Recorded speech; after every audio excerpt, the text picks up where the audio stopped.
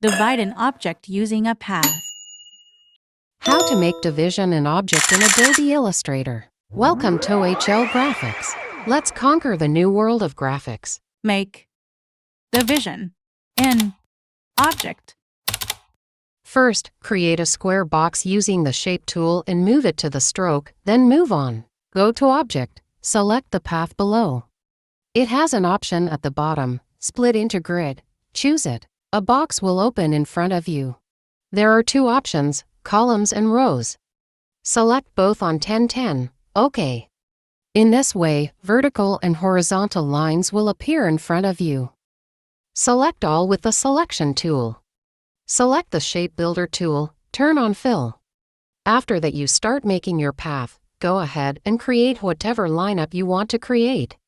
It will become your object very easily. After that, delete the redundant lines. Your work is done. Watch his presentation next. Its best presentation can be prepared on Photoshop.